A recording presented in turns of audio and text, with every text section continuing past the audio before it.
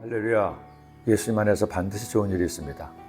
텃밭이는 성도님이 계셨습니다. 시간이 날 때마다 텃밭에서 각종 채소를 기르셨는데 주일이면 텃밭에서 키운 각종 채소를 한 알음씩 가져다 주셨습니다. 어느 때는 상추를, 어느 때는 깻잎을, 어느 때는 저는 이름도 잘 모르는 채소를 그것도 엄청나게 많이 주시기도 했습니다. 하시는 말씀이 목사님 제가 농사에 소질이 있는 건지 저희 텃밭 땅이 좋은 건지 이렇게 많이 나오니 목사님 맛있게 드시기만 하면 됩니다. 그 성도님 덕분에 한동안 채소 걱정을 하지 않고 지냈습니다. 농부가 열심히 농사를 짓습니다. 씨를 뿌리죠. 밭도 가꿉니다. 잡초도 뽑아내고 비료도 뿌려주죠. 그렇게 수고한 끝에 거둔 곡식과 채소, 과일을 보는 농부의 마음보다 뿌듯한 것도 별로 없을 것입니다. 아니 이것은 농부만이 아닙니다. 사람이 자신이 하는 일에 열심히 최선을 다합니다. 그래서 좋은 결실을 거두는 것이 그에게 얼마나 큰 힘과 용기가 되는지요. 그런데 열심히 애를 쓰고 노력했는데도 결과를 이루지 못할 때가 있습니다. 여름 내내 땀을 흘려 농사를 지었는데 한 번의 태풍으로 모든 것을 날려버릴 때의 비통함은 말로 다 할 수가 없을 겁니다. 그러게 살아갈 동안에 내가 수고한 만큼 얻게 되는 것은 삶의 가장 기본이 되는 기쁨일 겁니다. 하나님이 택하신 이스라엘이 하나님을 배신했습니다. 결국 그들은 자신들의 죄로 인해 징계를 받았습니다. 아무리 애를 쓰고 노력을 해도 거두는 것이 없었습니다. 하지만 그들이 돌이켜 회개하고 하나님 은혜를 구했을 때 하나님은 진노를 거두시고 그들을 이처럼 회복시켜 주셨습니다.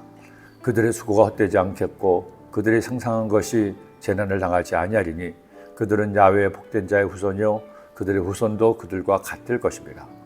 여러분 얼마나 놀라운 은혜인가요?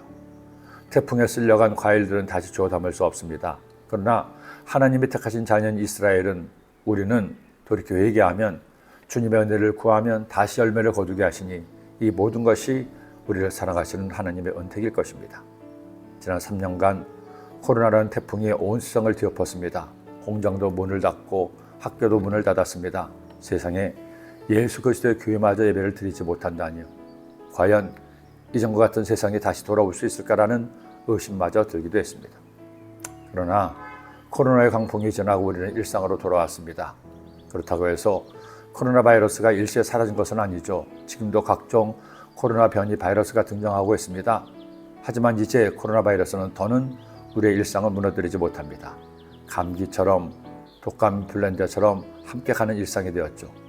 또 언제 어떤 것들이 우리를 두렵고 힘들게 할지 아는 사람은 한 사람도 없습니다. 단지 예측만 할 따름이죠. 하지만 여러분 걱정하지 마세요. 어떤 삶의 태풍이 밀려온다고 해도 우리에게는 나를 지켜주시고 때가 되면 다시금 열매 맺게 하시는 우리 주님이 계십니다. 그 주님을 믿고 의지함으로 행복한 여러분이 되시기를 기도합니다.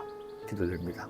사랑하는 예수님, 지난 3년간 코로나 바이러스의 태풍이 온 세계를 뒤덮었지만 저희들을 지켜주시고 돌봐주심을 감사합니다. 앞으로도 어떤 문제에 비바람이 몰아쳐오든지 염려하지 말고 주님을 의지하고 나의 최선을 다하여 하느님이 예배하신 응답과 축복 열매를 많이 맺는 저희가 되게 하여 주옵소서. 예수님의 이름으로 기도드립니다.